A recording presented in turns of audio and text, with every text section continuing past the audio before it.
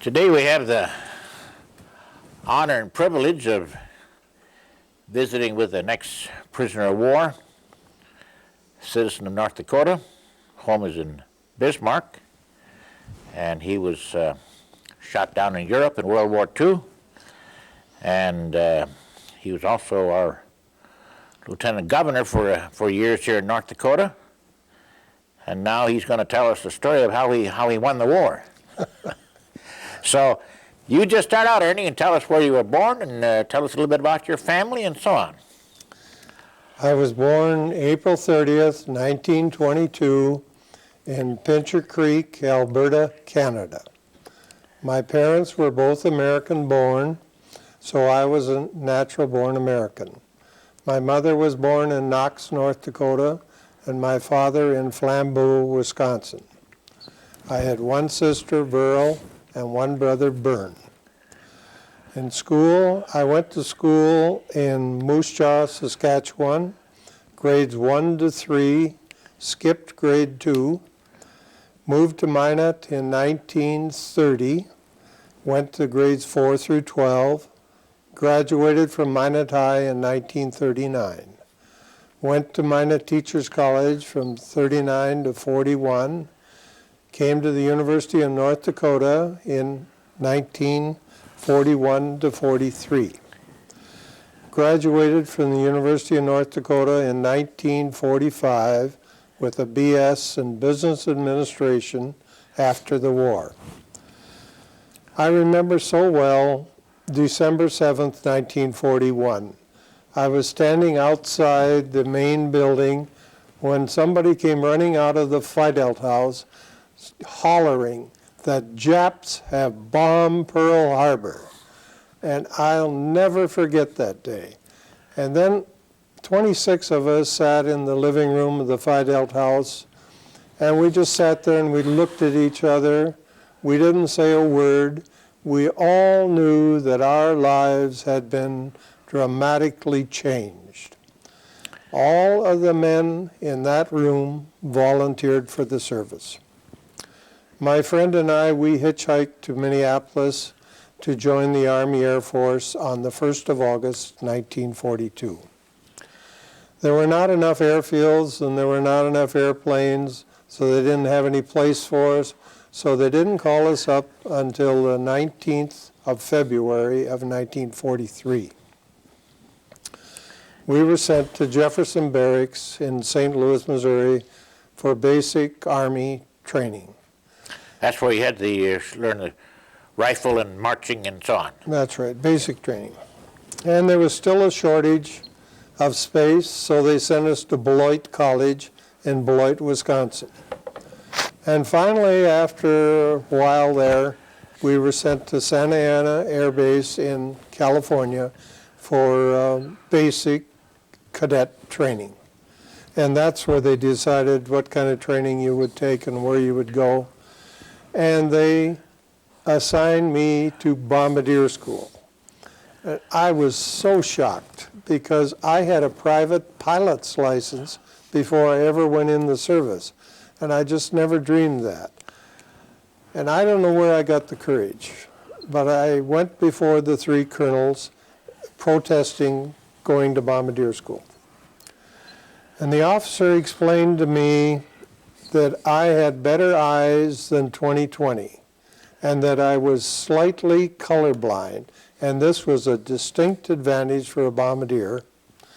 I had scored the highest mark in the shock test. That's the test where they tested whether or not you could concentrate, and something could throw off your concentration.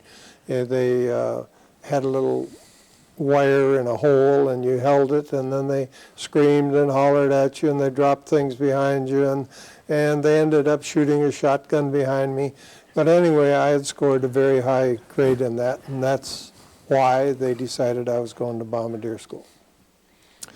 But again, there were still too many waiting to enter cadet school, so they sent me to gunnery school at Kingman, Arizona. That's where they fired those 50 caliber guns? Yeah. We flew raids and fired at targets and things like that. Well, finally I arrived at Kirtland Field in Albuquerque, where I was trained as a bombardier and a navigator. I graduated on the 1st of April, 1944, as a second lieutenant. That's the time you got your commission then, on your graduation. Absolutely. Yep. And then we were sent to Pueblo Army Air Base, and we formed our crew, our bomber crew. And it was at the Pueblo Army Air Base chapel that I married my high school sweetheart, Ione Yeager, on May 8th, 1944. Say, we could show a picture of that maybe if they, Right up here. Let's see. If I could maybe take that one there off, and I'll put this over there. I'm assuming that's maybe the day you were married, or approximately. Yep. Approximately, Yeah. That was That's Pueblo. you're a second lieutenant now Yep. in the Army Air Corps That's right. or Army Air Force. And I had been making $22 a month, and I was now making $200. Say, you were rich. Yeah. Now, how long did your new bride stay with you then after you were married? Or did she go right back home? I think we were there about a month. About a month. I think so. Where was this at now again? Pueblo, Colorado. Pueblo, Colorado. Okay. You were now part of a crew. We were a crew. We were forming a crew with the navigators and the gunners and the engineer and so forth. And then this is the plane you flew. Right. I could just set that over here, and maybe you could tell us a little bit about that plane now that you're. Where did the bombardier navigator sit now? The bombardier sat right here, and the navigator sat right back here. Yeah. And then there was a top turret gunner here, and sometimes he was the engineer, the pilot and co-pilot here, and then back here were two gunners. On the side. Yeah, and under here is the ball turret, Right. and there was a gunner in there, and he had to be a short person because he couldn't get in there if he was long or tall. And then there's a tail gunner back here. Now these planes had 4 engines, Right, and this was a B-24. B-24, And it was called the Liberator, Liberator, and the other plane that they flew was it Flying Fortress, Flying Fortress B-17. B-17. And the B-17 had much more resistance than a B-24 because the B-24 wings were very short and they went down fast. Right. That's So- you're right. So- Of course, you were shot down. You know that. Well, okay. Now you're at Pueblo. You got married. You're taking navigator, bombardier training. Now what happened? Well, then they sent us to Lincoln, Nebraska, and we did practice runs and practice missions, things like that. From Lincoln as a group? No, No, just as a crew. as a crew. Yeah, we just practiced together. Yeah. Then one day we took off and we opened up the brown envelope that they gave us. And the brown envelope said to fly to the East Coast. They gave us a heading. And we flew there, and then we flew to Newfoundland, and then we flew to Iceland, then we flew to Ireland. Now you were on your way now to the war zone in Yep. Europe. Were you alone, or were there other planes with you? All alone. All alone. Okay. Well, no, when we left Newfoundland, there was 3 of us. In the same group. Okay. Then you got to Europe or to England there. Yeah. Okay. Go ahead. Well, I was assigned to the 8th Air Force and the 458th Bomb Group at Horsham St. Faith. Well, then my first mission was to bomb the airfield at Lubbock, Germany, which is in the northern end of Germany. And then my second mission, a navigator on another aircraft became ill. So I volunteered to take his place. And Did you act as a navigator and bombardier both on some of these missions? This mission, I was a navigator. I see. Okay. We were flying along between 2 layers of clouds when suddenly our bomber was riddled with machine gun bullets. It took out the number 2 engine and number 2 and number 3 engines, and it destroyed the instrument panel for the pilots along here, and it blew out the gas tank right here. So we were going down, and I never saw the fighter plane that hit us, but we were going down, and when we came out of the clouds... How high were you now when this happened about? Oh, I would guess 18, 20,000, I don't really know. And you were going down now? We were going down. We came out, we were over a forest, but there was an airstrip in that, caved out of that forest. And the Germans were retreating, and they were abandoning that airstrip, and they were blowing it up with bombs. And our pilot, he tried to land alongside of the airstrip, but he didn't have any control because his panel was gone, instrument panel. And we landed smack on the runway. And our left wheel went into one of the bomb craters, and the airplane went spinning around like this, and we all got out of it. We jumped out and into a bomb crater, and then the airplane exploded, and the machine gun all went off, and they sprayed the whole area, and the oxygen tanks exploded. And then when that all quieted down, all of a sudden the Germans on the end of the runway started machine gunning us. You were in this hole now? We were in a hole, bomb crater. Right. And then when that quieted down a little bit, we heard this voice say, "Follow me, messieurs, follow me." And up on the hill, kind of a rise, was a little boy about 12 years old. And we crawled over to him. He led us down a valley, over some hills, and finally to a little village. And he hid us in the hayloft of a carriage barn, you know, a carriage barn where they had those little two-wheel carriages. Yeah. And we found out that this was the doctor's house. And the Germans had taken the doctor to the Russian front. But his wife was attending to the people of that village. This little boy and his friend, they stayed there and they watched. And whenever any German troops came, they would come and tell us to remain perfectly quiet. And so we did. And after it was the third night, the boy came for us, and he took us out, and he pointed out where the British were attacking from. We were 23 miles north of Paris is where we were. And so we kept on going, and we got to that British tank patrol. And they loaded us up, and they took us back to their base, and then they took us from the base into Paris. And the Allies were just occupying Paris at the time.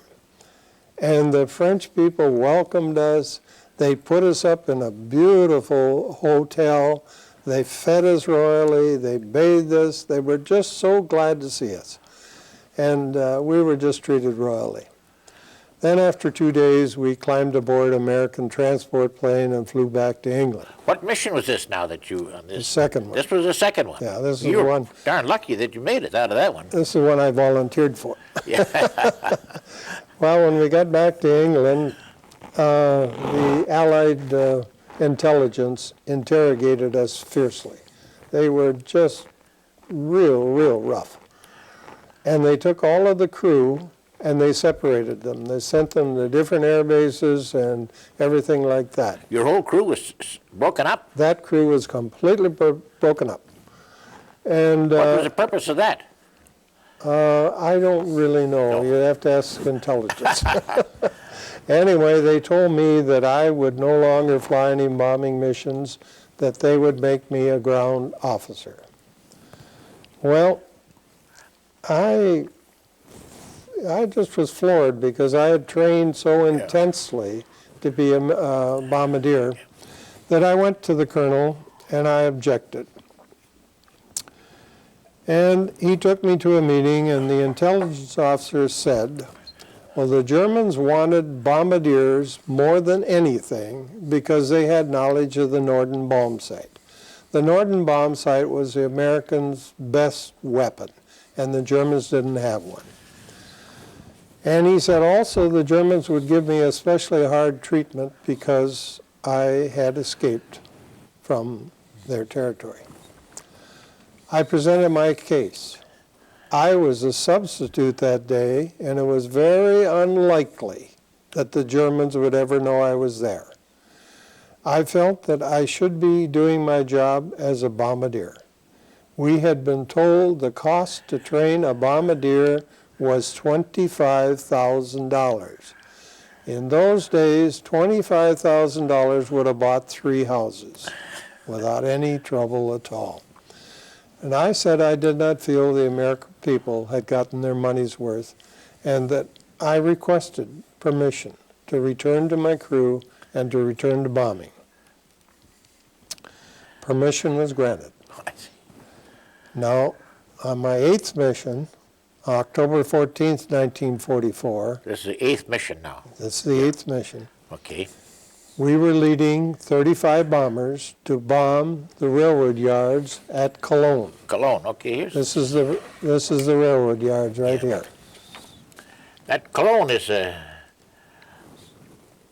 famous that so much of the city was bombed with the exception of the cathedral there. That's the famous cathedral. Well, at the briefing, when we went to the briefing, I was given orders that if I hit the Cologne Cathedral, when I dropped my bombs as lead bombardier, then the 35 bombers just triggered theirs off. And so I was responsible. If I hit the Cologne Cathedral, I would be court-martialed when I got back. Well, it so happened that right after we released the bombs, we were hit by 5 anti-aircraft shells. And the first shell hit right here by the nose. The second one took the number 3 engine. The fourth one took the side back there. No, the third one took the ball turret under here, pushed it up into the bomber, and then the fourth one blew a hole in the side, and the fifth one blew another hole back by the tail. And we were going down. There was just no question about it. Now, were the other planes going down too, or were you just we were the all lead? alone. Yeah. Yep. We had to bail out. Now, Lieutenant M.C. Miller was assigned to our crew at 2 o'clock in the morning of that mission. And he was sitting in the ball turret, or the nose turret here. What was his job? He was a navigator. Navigator, okay. He was a second navigator. We were a lead plane, Yeah. so we had 2 navigators. And he got hit on the side of the face here, and on the side of the body in that first blast. He was unconscious, so I pulled him out of the turret and I dragged him back here to the bomb bays. And then I strapped a parachute on him and I gave him 3 shots of morphine in the arm. And then I hooked a rope to his ripcord right here. And the rope was so that when he dropped 50 feet from the plane, then it would pull the ripcord and the parachute would come out. Well, then I shoved him out. And I had to, because we were going down. There was no question about it. How about a height? What altitude? What altitude were you bombing that day, approximately? We'd say I think it was 18,000. 18,000. Okay. Then I crawled back to the nose of the aircraft. I buckled on my parachute, and I kicked open the nose wheel door, and I jumped. Well, now I had seen the Germans machine gun Americans in parachutes before, so I wasn't going to let them do that to me. So I dropped through 2 layers of clouds, and when I got into the 3rd layer, then I pulled my ripcord. When I came out of the clouds, I think I was about 3,000 or 4,000 feet above the ground. And I landed on the south side of a river, and all of my crew landed on the north side of the river. And they were all captured immediately by the German troops. Now this is near Cologne. This is near Cologne, Yeah. yes. I grabbed my parachute, stuck it in a hole, covered it with leaves, and then got over into some bushes. And I stayed there till about 2 or 3 hours after it got dark, because I just didn't know if they were looking for me or just what. And I pried out, I had some shrapnel in here and some shrapnel there, and I pried that out. Then I took off, and next 6 nights, I made it 90 miles to the southern part of Germany, And then I got stopped by a big river. I just didn't know what to do, but I finally saw a little white boat, and I tried to steal that boat, and that's when I got caught. And By German. by German civilians, yeah. And they, when he started hollering, then they came from all over, and they surrounded me, and they were stomping their feet, and they were yelling, "Amerikanischer murderer, Amerikanischer murderer." And the policeman from this little village, he came out, and he stood over me, and he was glaring down at me. Then he put his knee in my chest, and he put his pistol in my forehead, and he said, "For you, the war is over." But before he pulled the trigger, another policeman arrived, and they got into an argument. Well, they picked me up, and they took me into the town. The town was a little town. The main street was about 4 blocks long, I would say. And you know how narrow the streets are over in Germany. And the people were lined up on both sides, solid, all the way, screaming American. Now, you were alone now. All alone, Yeah. oh yeah. And screaming and screaming at me. They put me on the street, and they said, they pointed towards the building in the end of the street, the city hall, and they said, "Rausch." Well, I looked it over, and I said to myself, if this is where I'm going to die, I'm going to die as a proud American. I'm not going to run. And I didn't run. I squared my head, I squared my shoulders, and I marched down that street. While the older people and the women, they threw potatoes and apples at me. But the young boys, they threw rocks. Yeah. And one rock hit me right here, and my head exploded. And I went down to my knees. But I didn't go all the way down because I knew if I went down, they would have stomped me to death. But I got up, I kept on going. And when I got to about the 4th block, they weren't as many stones. They were still screaming and hollering, but there weren't as many stones. Then the 2 policemen, they took me to the city hall, and they took me down to the cell, and they roughed me up a little bit. But what they were after was my escape money. I had $200 in German marks and $200 in French francs. And that second policeman, he knew that. And that's what they were really after. So as soon as they got that, and then they spotted that I had my wristwatch on. And that day I was dumb stunt, I wore my own wristwatch. And they grabbed that. And then they left me. And I was down there in that cell with the rats. What clothes were you wearing now? My flight suit. Flight suit, yeah. Mm-hmm. What is the temperature outside now? Is it cold or warm or Oh, it fall? was cold. It was Cold. October 14th. What kind of shoes did you have? Boots. Boots. Mm-hmm. Yeah. Well, anyway, that cell was surrounded with rats. The rats patrolled the outside. And I tried to stand up, and then I had to sit down, and I sat down with my back against the concrete, and the rats would sneak up and they'd bite me. And this was really, really something. And then one rat jumped off the concrete wall onto the back of my neck. And I grabbed that rat and I pulled him, and he sunk his claws into me, and the blood spurted all over, and the rats just went into a frenzy. So I ground that rat into the cement, and I threw him over in the corner, and the other rats went over there and ate him entirely. And I spent 5 days in that cell. Did they interrogate you then? No. Much? No. What kind of food did they give you when you were in that cell? I don't remember. It wasn't very much, but It was a county cell. It wasn't a police cell or anything. No. Well, then a sergeant from the Luftwaffe came and got me, Luftwaffe, German Air Force. Yeah. And he took me to Koblenz and then on down towards Frankfurt to a interrogation center for spies and saboteurs. I was captured so far away from any bombing or any combat that the Germans were suspicious that I was there for some reason. And so that's why they took me there. And they interrogated me, and then... Were there a lot of others there at that camp? There were a lot of Frenchmen. I see. Yeah, it was a prison. It wasn't a camp. Oh, it was a camp. I see. And outside of my cell, every morning, there were 3 to 5 executions.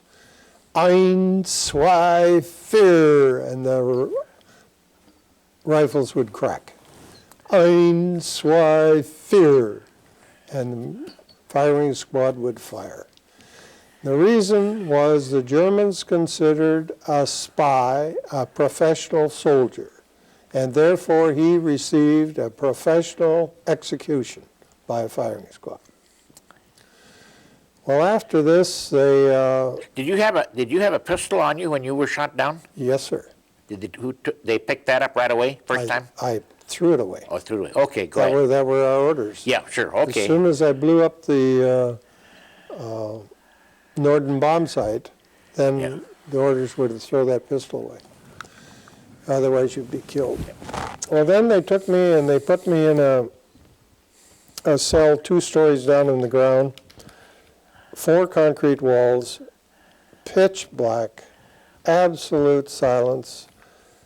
I couldn't tell if 1 minute went by or 10 minutes went by, an hour went by, 8 hours went by. I didn't know if it was morning, noon, afternoon, evening, night.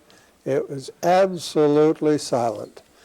A little doggy door would be slid open every once in a while, and they'd stick a pan through with a potato and a piece of bread and a can the size of a soup can with water, and no light to just slip it in there. And that's all I ever knew. Well, after a period of time, they came and got me, and they took me to Oberhusel, which is by Frankfurt. That's a big interrogation camp. Right, where they interrogated every downed airman. Airman, yeah, right. And they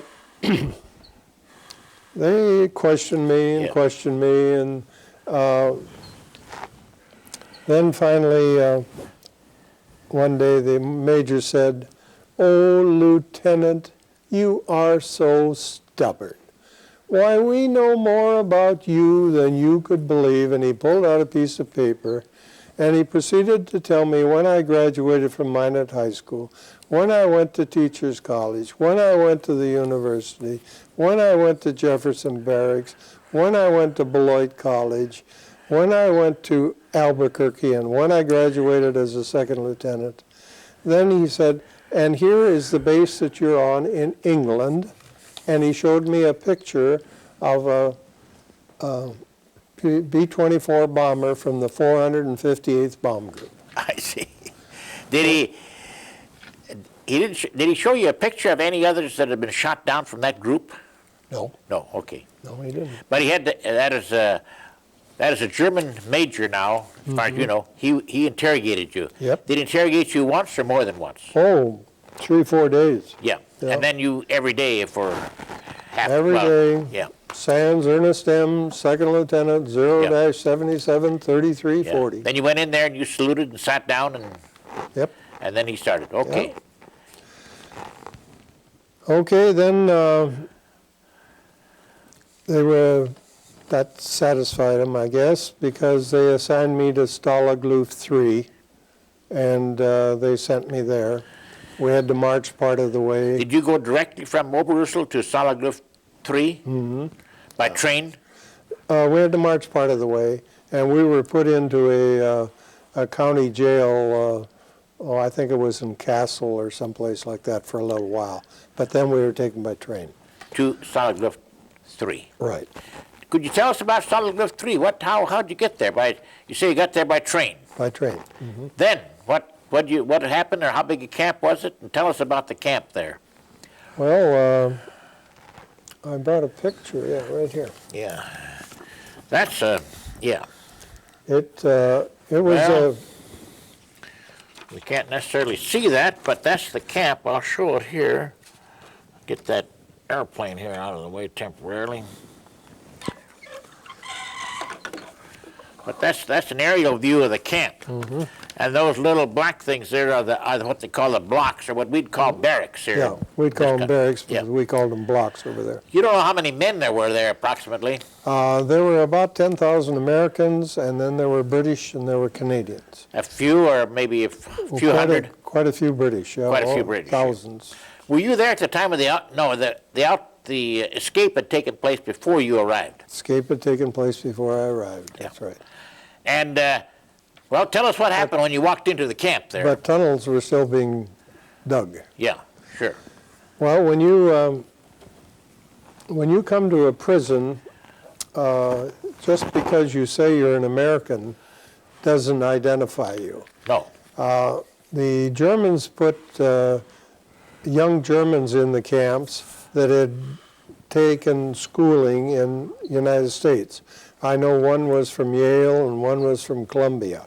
And they were spies, and they reported to the Germans whatever was happening.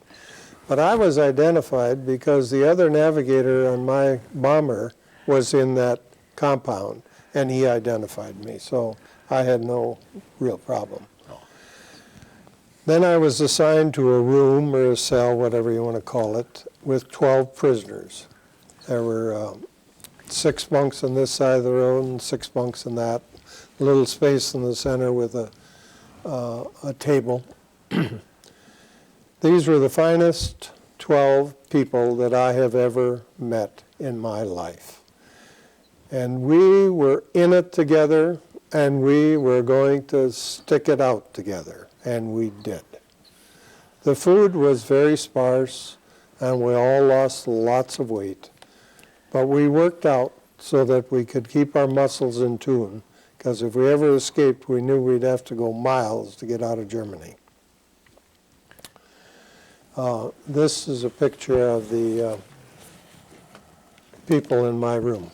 That's the ones in your room? Okay. Yeah, Maybe you could identify 2, 3 of them there, that especially yourself. Well, this is myself, and this is the first American prisoner of war. He was shot down on July 4th, 1942, in a publicity bombing raid on Germany ordered by President Franklin Roosevelt. Roosevelt wanted to show that America could do something, and he sent those 6 bombers in, and they were all shot down, and he was the only survivor. Was this over Germany now? Well, it was just into Germany, and it was mostly over Holland. Yeah. They were from England. Now they flew from England, yeah. Yep. You don't recall what kind of aircraft they flew? I think they were A-20s, but I'm not A-20, sure. Okay. Yeah. Okay. They borrowed the aircraft from the British Air Force. Yeah, those were 2-engine. Yeah. Yeah. And then this is Charles Whirley. He was, I don't know how to say this, but he was in the intelligence in the prison. He had a camera. They'd bribed it from a German guard, and he was taking pictures of all the atrocities in the prison. And after the war, he testified at the war criminals' trials, and he had pictures of everything. And we used to give our cigarettes that we got in the Red Cross parcels to him, and he would give them to guards, and then he would get films from the guards. But he was a very, very intelligent person. And let's see, this man is a professor at Massachusetts. And let's see. Was this your crew now? No. This is the men in the room. This is the guys that were in the room with me. Okay, fine. Okay. And this man here was an advertising manager of a department for Philip Morris cigarettes. and the others are just guys like you and me. But Now, I have another picture here too. We may as well show this one here. these are the compounds, I mean, Yeah. in your picture here. See, this is the south compound, and that's where we were. You want to know how many were in there? There were about 4,000, I think. Yeah. This compounds and there's a similarity between them and Stalag Luft 1 where I was at. They Oh, have the yeah. compounds also in about the same number, yeah. Yeah. This is, perhaps you could show that picture there and tell us what that is. There's some Well, big piece of metal behind there. Is that an airplane or what? Yeah, that's a German aircraft that was shot down, or was Yeah. immobilized. That's a picture of just before we flew out of Stammlager 7A to, after we were liberated, and we flew out of there to Le Havre, France for Camp Lucky Strike. That's our members of our group. This is me over here. Okay. And this is the first prisoner of war right there. Well, tell us about the camp. Now, what was life like in that camp for you, and so on and so forth, or whatever. You say whatever you want to. I mean, I just. Well, camp was, you were in prison, that's all there was to it. And we didn't have anything to do. We did get some books from the YMCA to read, and things like that, but we spent most of the time just talking to each other. And Did you have a lot of lice there in your camp? we had some, I wouldn't say a lot, we had some, You pass that kerosene around to wash your head and so on? yeah. We had that. Yeah. But we didn't have much food, but we got by. Yeah. And so- Health was pretty good on most of the prisoners? Yes, yes. I don't think we ever had a sick prisoner. No. And it was cold. Yeah. It was cold. So, but I was going to say that in January at Stalag Luft 3, we began to hear the artillery of the Russians. Coming from the east. Yeah. And we knew that they were getting closer. So on January 27th, word was passed that the Germans were going to march us out, and that for us to pack whatever we had so that we could carry it. Now, this is right in the middle of winter. This was January 27th. Right. Yes, sir. 1944, okay. No, 45. 45, excuse me, yeah. At 10 o'clock, the German troops came in and ordered us out. We had to walk by a gushing fire hydrant that soaked our pants and our boots. And then when we got out on the road outside of the camp, What is the purpose of that water gushing out? I'll tell you. We got out on the road, the word was march or die. Okay, this was in the middle of the night, and a lot of people thought, oh boy, we're going to escape now. But our pants squeaked and our boots creaked, and you couldn't move that you didn't make noise. And they had guards 50 feet on each side of the road and dogs. There was no way you were going to leave that road. And they marched us, I think, 35 miles before we stopped. Now, did you march, say, in one group, or did you all march together, or how, into groups of, say, 20 or 100, or? Well, so 35 or Yeah. so. Sort of by block, almost. Yeah, yeah, that's right. Guards, and you marched on the road then? Right. Yeah. Was there And the snow on the guard- ground? Yes, there was some snow, but not too much. No. You had your boots, still had your boots, did you? Yes. That you shot down with? Mm-hmm. Yeah. Yeah. But they creaked every time you took a Yeah. step. What about other clothing? Did you have a coat? Yes. Some kind? Mm-hmm. Cap? One of those? Yep. Yep. At Frankfurt, they took all our clothes away from us and issued us American infantry clothing. At Frankfurt, yeah. Right. At that interrogation center. Mhm. Okay. That's what we had. Yeah. So, But now you're on this marching now. and we. What about the food? Did you have any food on that trip except what you had in your knapsack or whatever you had? They would come every once in a while and throw a piece of bread or a loaf of bread out to 13 men. I see. And then you had to cut that up and divide it. And I marveled at the men because nobody cheated. They cut it as fairly and squarely as they could. And That's what they call the black bread, real rye and barley and yeah, and sawdust. sawdust. Yeah, that's what it was. Yeah. So I don't know how many Americans died on this or were killed on this march. We were told 2,000. Many were too weak, and many were Now, suffering from... all 10,000 started out on this march, or Oh, yes. 14,000, whatever it may be? Yeah. It must have been quite a string then of marching men. Well, we went out at 10 o'clock, and I saw by one of these papers the north compound went out at 1 o'clock, and the west compound was 3 or 4 in the morning, so they were spaced out. Yeah. And we didn't all go to the same place either. Or you took different routes. Yeah. Some went different places, yeah. Yeah. Now, the Russians were coming now from the east. Right. What about the German army? Did you know anything about the German army, or sense what they were doing, or where they were going, or anything? No, we just had Yeah, guards. Just your guards. That's all. Yeah. And to move them, you were moving west. South. South. Okay. South, You were going yeah. south. Yeah, Okay. straight south. The Germans did transport some Americans that were wounded and were unable to walk. I know that. So that 2,000 figures always kind of bothered me. Yep. We were marched 60 miles to Spremberg. That's a town. Spremberg. Yeah, That's it's a a town just outside of Czechoslovakia. Then they put us in boxcars. 65 men in a boxcar. Those boxcars were supposed to hold 40 men or 8 animals.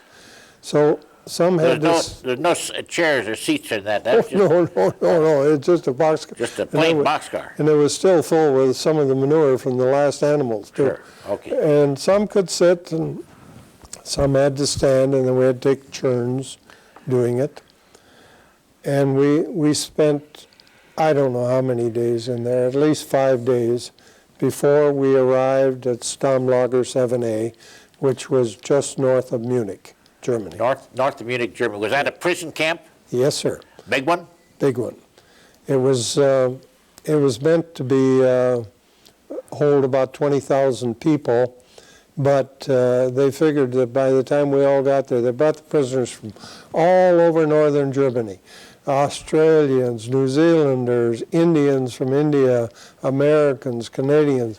We were all jammed into there, and they figured there were close to 100,000.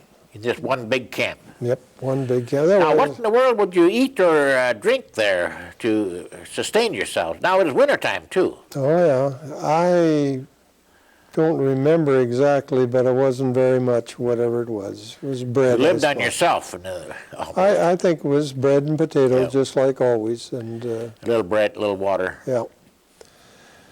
Now, did you stay with that group that you, all the time with your All the time, we group? stuck together. You stuck together? Yep. Yeah. Now, American Air Force officers were considered the prime hostages by Adolf Hitler. And the British prisoners had a secret radio that kept in contact with the British High Command. And so they would communicate to us and tell us what was going on and where the attacks were coming and so forth. It was very, So very interesting. you had a pretty good idea how the war was going then, Yes, we did. and who was where. So, Well, we were told. yep.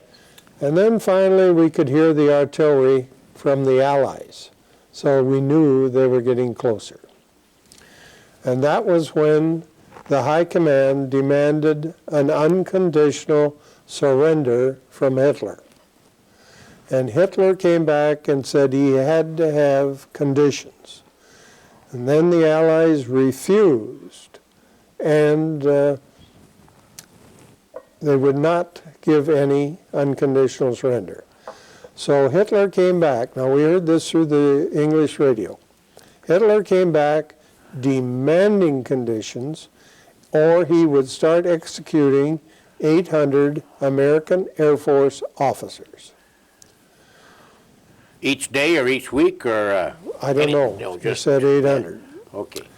So General Patton launched an all-out attack on Stammlager 7A. And the Germans defended it with everything they had. And we were caught in the middle. We didn't have any place to go. We didn't have anything to protect ourselves.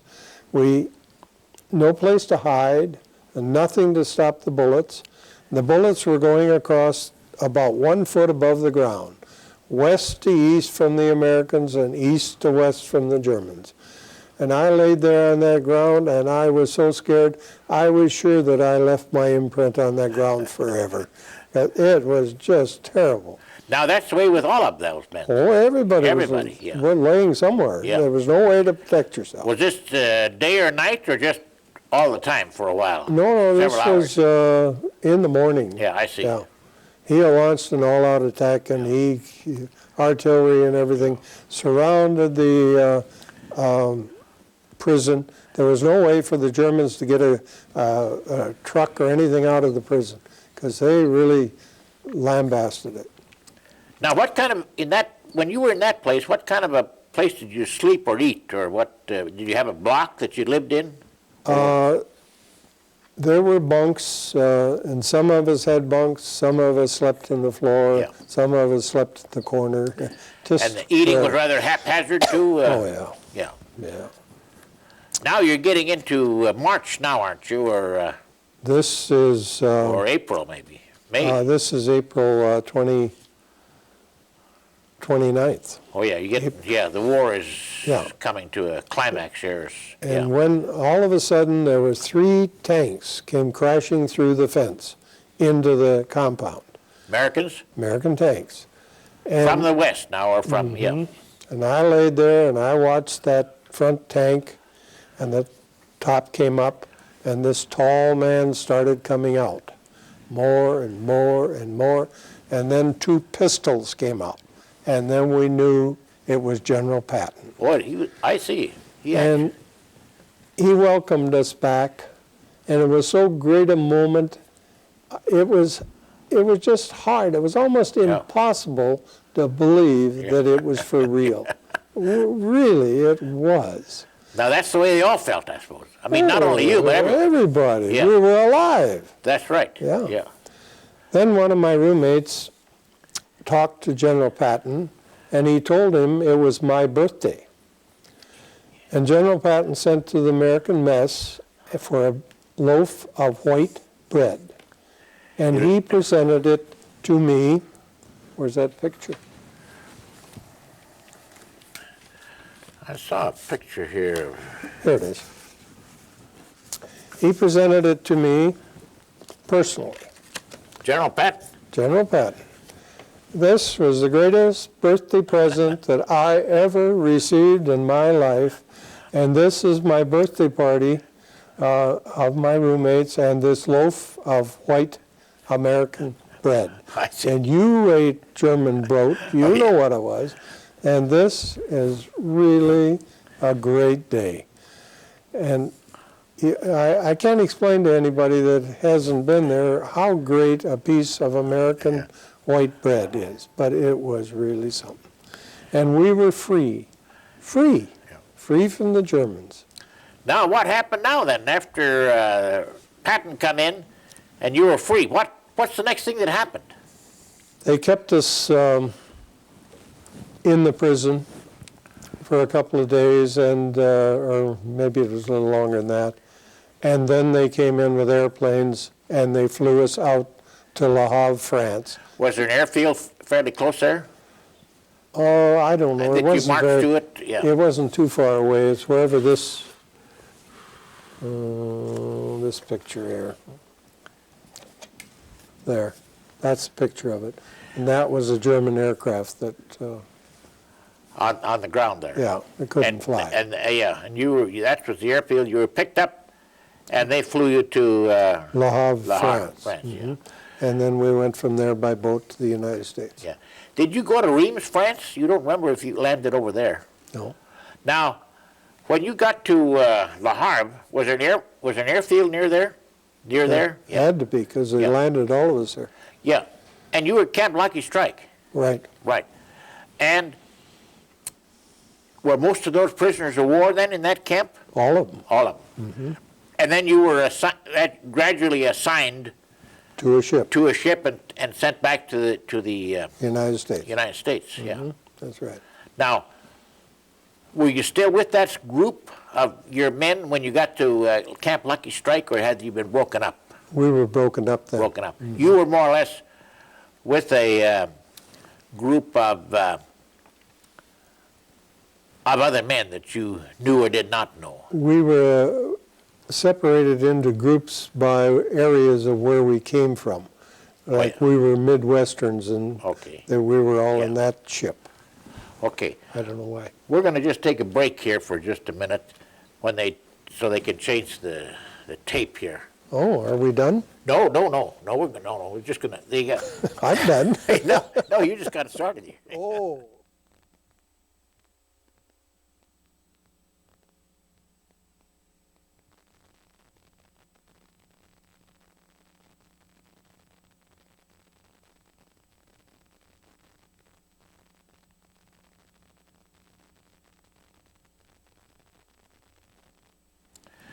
Well, Ernie, you were at Camp Lucky Strike. Incidentally, there was a camp, that was the one that the prisoners went to, ex-prisoners.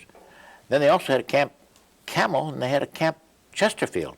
And a camp, of course, Camp Lucky Strike was the one that you and I were involved with. Now, can you remember anything about that Camp Lucky Strike? How big it was, or how many people were there, or what you lived in, or how you ate, or so on, or just kind of... We, I remember how we ate, because we were fed 4 times a day. We had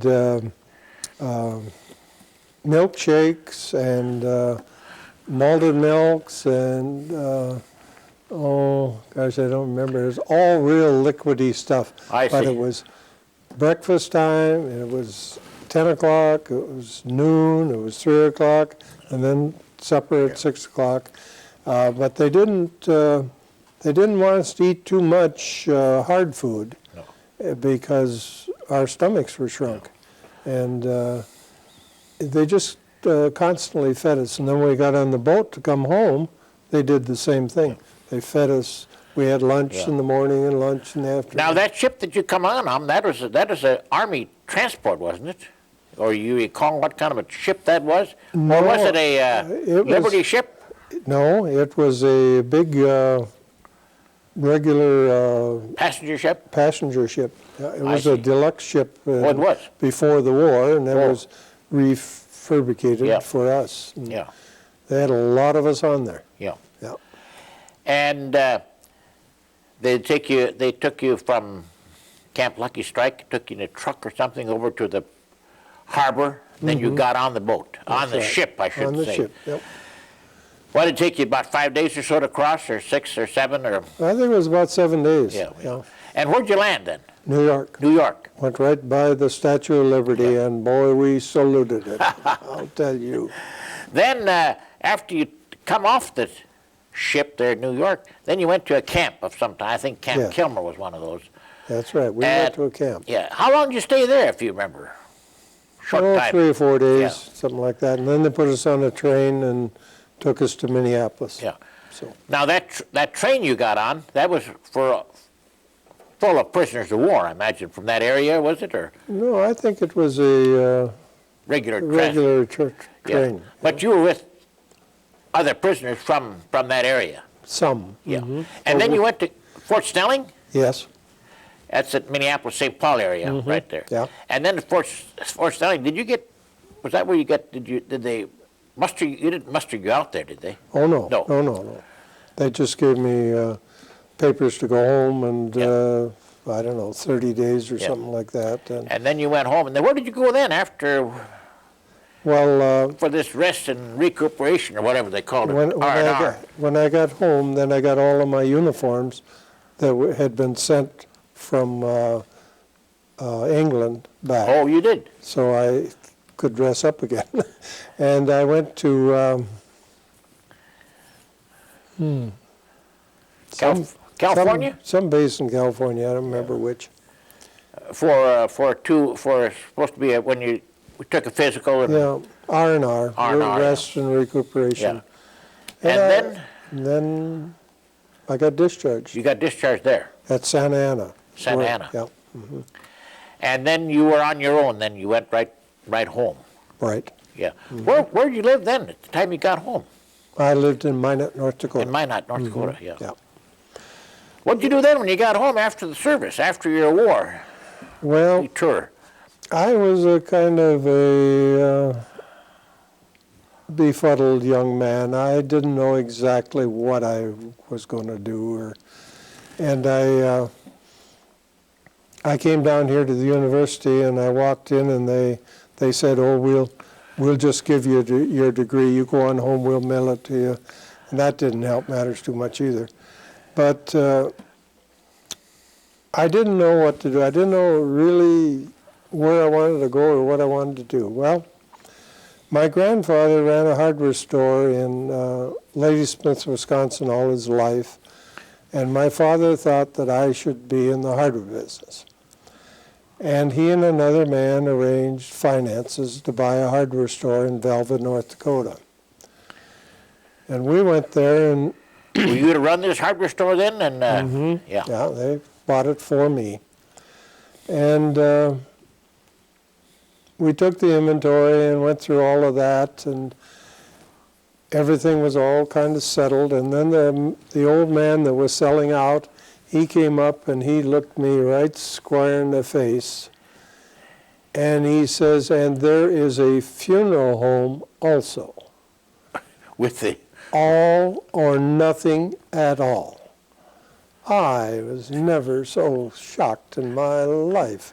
The last thing in the world I ever thought about was a funeral home.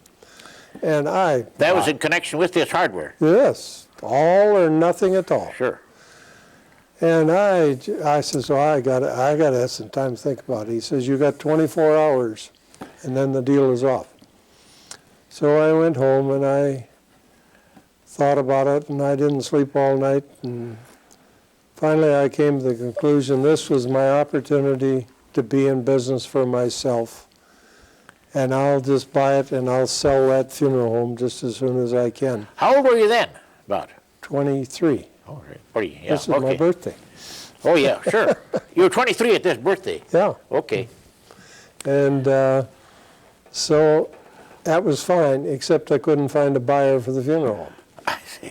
That's at Velva now. That's a Velva.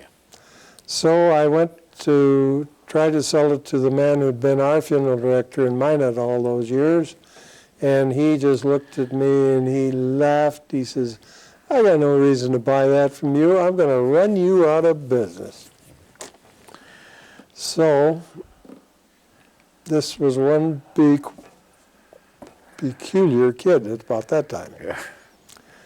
So I waited a week or so, and then I went to the other funeral home, and he was just there, and In Velva? no, in Minot. Oh, in Minot, okay. And he says, "Why don't you and I sit down and talk?" So we did, and we talked for about 4 hours.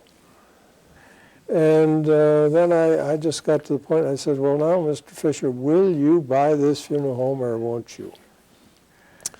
Well, he says, "The truth is I haven't got the money, I can't buy it. But," he says, "you, I think, have the psychological qualifications to be a very good funeral director," which was very surprising. And he said, "You grew up in Minot, and let's you and I become partners. You can help me, and I will help you, and I will make a funeral director out of you." And we shook hands, and we were partners for 30 years. We never had an argument at any time. So your funeral home was in Velva then, was connected with the funeral home in... Minot, Yeah. and then eventually we had one in Kenmare and one in Bowbill. No, not Bowbills. Well, up there. Yeah. Now, you're still active as a funeral director, aren't you? You still Well, own some of these properties? No, I own nothing. No. When I left to move to Bismarck, I gave the funeral home to that funeral home in Minot. Oh, I see. I yeah. just gave it. Now, you were quite interested in politics here. You were a Republican, weren't you, for a number of Yes. years? And how did you get involved in politics? And Well, I was in the hardware store one day, and 3 men came up and they said, "We want you to run for the city commission." where's that, And- Velva now? Velva. Yeah. And I didn't have any trouble turning it down because my dad had told me, if you're in the retail business dealing with the public, you never talk about 2 things, religion and politics. I see. And so I just turned them down. Well, about 3 weeks later, they came back in and they said, "We're going to put your name up for the city commission because we think that you can do good for people." Well, you know, I thank God for saving my life so many times, and I promised him that I would not concentrate my whole life on myself. So I thought it over and I went along with it. And then after 2 years, they elected me mayor, and I was mayor for 8 years. And I became the state president of the League of Cities. And then they nominated me to be a senator, and I was elected. And then in 1970, I was defeated when I rerun for Senate. But 2 years later, I won again, and I was a senator for 12 years. Then I told From the them, district around Velva? Or Minot? Yeah, 7th Velva. District, from Rugby to Velva. Oh, yeah, okay. Then I told them that I wouldn't run anymore, that I thought 12 years was enough, and they should get somebody else with some other ideas. So they nominated me to run for lieutenant governor, and I won that, and that was it. 4 years of that. Say, I want to show well, let me ask you first, how do you feel the government has treated you since you were in the service those years and come out and so on? How did you... I think they've treated me very well. I haven't asked for anything. I haven't been near any No. veterans organization or anything, but I always felt that they were there if I needed them. Yeah. I should say this here prisoner of war, that's a license plate that every prisoner of war in North Dakota is entitled to. He gets that free, except for the administrative cost, which maybe is $5 a year or so. Yep. And he can use this on his car as long as he lives. And I think that's perhaps, I don't believe there's any other state that's done as much for prisoners of war as North Dakota.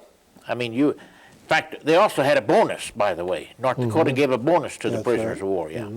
So the North Dakota has treated the prisoners of war exceptionally well, I think. By the way, POW 1, these license plates were issued in sequence, and being that Ernest Sands here was, I'm not sure whether you were lieutenant governor at the time or not. Well, he might have been. I was lieutenant governor, and they put a law in the books, and they Right. passed it, that I would have POW 1 for Right. life, That's- and that Senator Vosper would have PO2 for life. Yeah. Senator Vosberg, we interviewed him about 6 months ago, I think it was. Yeah, I recall him. Now,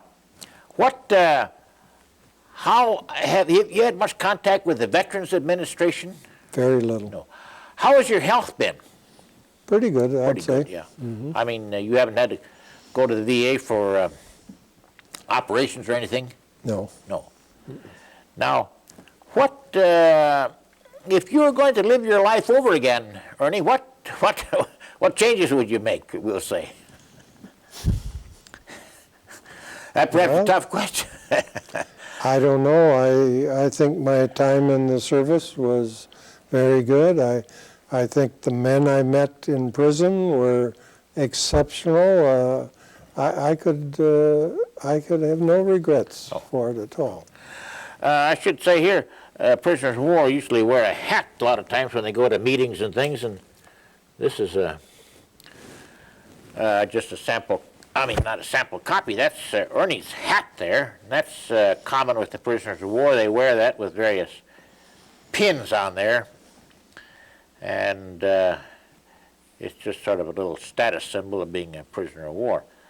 By the way, what do you think about the young people today in college and high school and working compared to the young people back in your days, Ernie, when you went to high school and college? I mean, how do you think they would react, we'll say, the people today would react if we should get into another big war?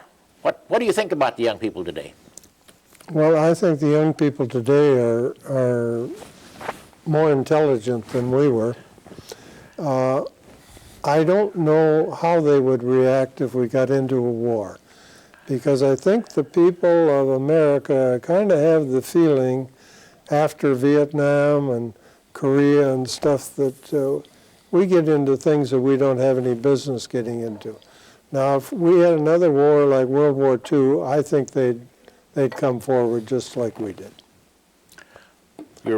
Yes. Now, what?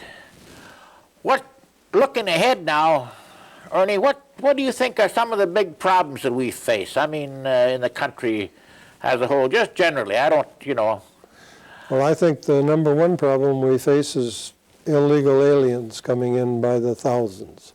I think we have to do something about it. You mean from Asia and Mexico, all countries? All countries. I think we have to protect the jobs for our young people, and we're selling them short. I think we have to concentrate, especially in the state of North Dakota, we have to concentrate on jobs. We need jobs, real bad. What do you think about farming, the future of farming here in North Dakota?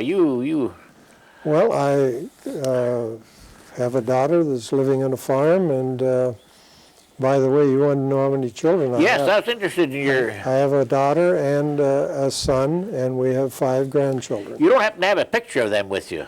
No, I don't. No, that's all right. How old are your grandchildren, let me ask you?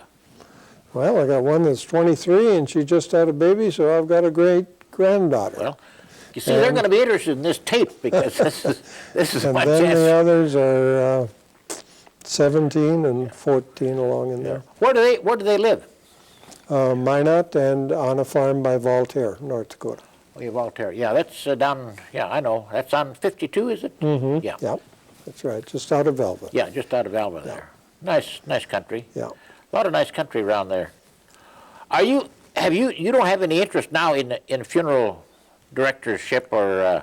No, when the funeral home in Bismarck called me after I got out of politics and asked me if I would help them. Yeah. Because, when they get 3 funerals in a day, they need a funeral director. Sure. And not everybody can do it, so I help them then. Sure, yeah. I'm just a helper. Do you have any big hobbies outside of collecting a lot of money or something like that, or? Well, I'd like to collect a lot of money. I've never succeeded. How's your wife's health then?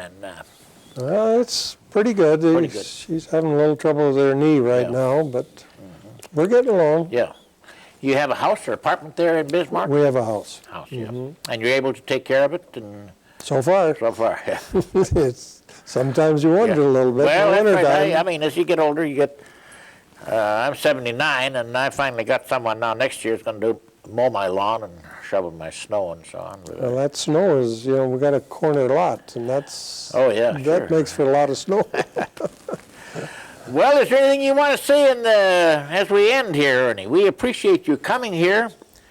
I know it's a certain imposition all the way from Bismarck here and going back, but I think that the story you've told is important, not only to us, but to your family, of course, and we're going to put the films as a permanent repository at the library here. And then the film, I've mentioned to Strinden and so on, that we'll maybe make a documentary film on all of it, see, and those will be made available for you and others. And as you asked, I'll see that you get a listing of all those who got taped. I would like that. Yeah, and you'll get a portion of their story, see, and we'll make the documentary film. We'll give that, I'll send that to you. So, well, how many... I think it's great that I had the opportunity to live in the United States of America, and I think that my experience in the service was well worth it. And as far as my business career, I couldn't ask for a better No. business career. Yeah. So, Well, thanks a lot, Ernie. thank you, Colonel. Thank you for coming, and we hope you have a good trip back and live a long and happy life from now on. Thank you.